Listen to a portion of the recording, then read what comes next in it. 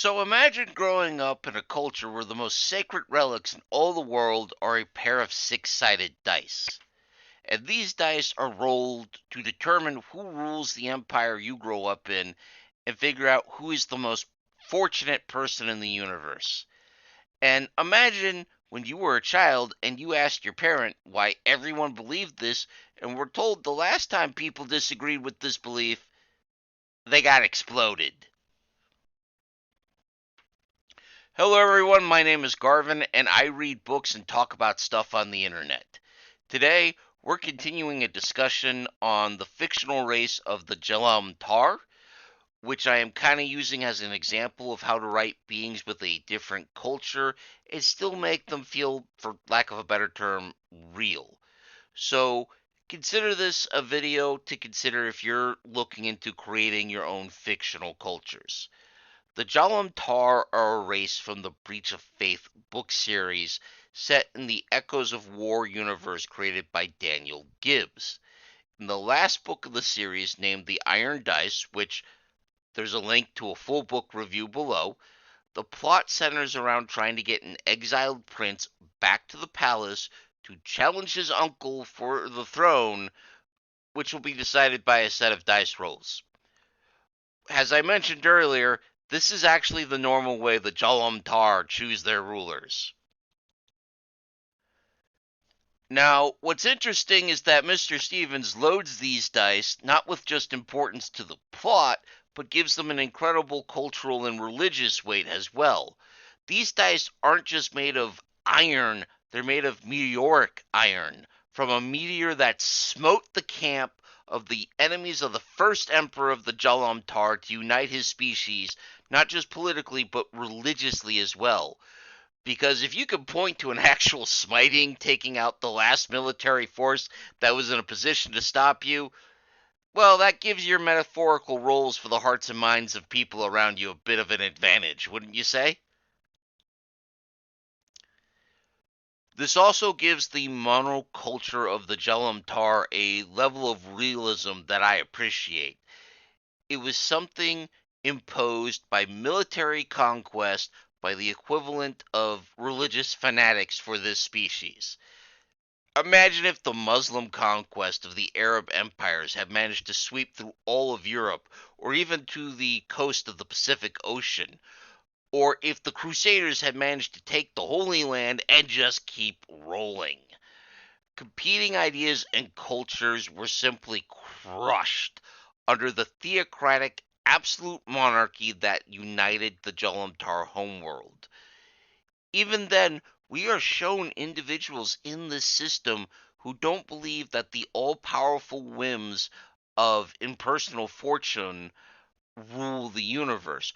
But within the Jalm'tar Empire, they're very careful to keep that view to themselves, because, like any theocratic state, apostasy isn't just a sin, it's treason. This isn't the first example in science fiction of a monoculture imposed by violence or outside forces.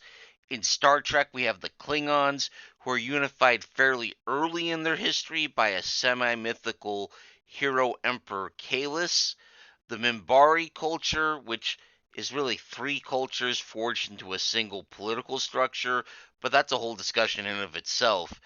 That was imposed from outside by the powerful alien Vorlons. And how they did that is a whole video in of itself. By the way, if this is your first time hearing about the Minbari, I encourage you to track down the science fiction series Babylon 5. It's a little dated, but it's worth your time to watch too. Just trust me. But moving forward. Also helpful is that even among the faithful, there are people with varying levels of faith and investment in the belief. This does make the Tar feel more real, like actual people. We are all brought up in cultures with underlying assumptions that are fed to us from day one, and we all have different levels of buy-in to those assumptions. Some of us violently reject the values we were brought up with, others embrace them, and others apply those values in ways that the people who taught them would have never imagined, which is what causes internal conflict, which in this story is a driving force of the plot. So even in a monoculture that ruthlessly crushes any opposing ideologies, there are different takes and worldviews leading to internal conflicts and conflicting goals by the people in that culture. Not every person is going to take that message and apply it the same way. That's just how reality works. I'll admit, part of the reason I like the Jalm'tar so much might be because they cater to my view that monocultures are not entirely natural and have to be imposed by internal force or some form of external influence. This could be because, as I mentioned in the prior Alien Eyes video, every example we have of creatures who could be argued to develop culture develop more than one. Because if you have thinking, feeling beings creating traditions and beliefs, they're going to create variations on the theme. Even if you have a divine being who is actively and openly intervening to keep everyone developing along the same path, you should still see variations. Even if it's just as simple as what stuff do we eat at our sacred festival? A place where there are no large land animals is going to have much different foods available than a place where large herbivores are common, just as a thought. Or what you wear, because if one group is celebrating this festival in temperatures below zero, and in another place they're celebrating the same festival only it's summer, they're going to wear different clothes.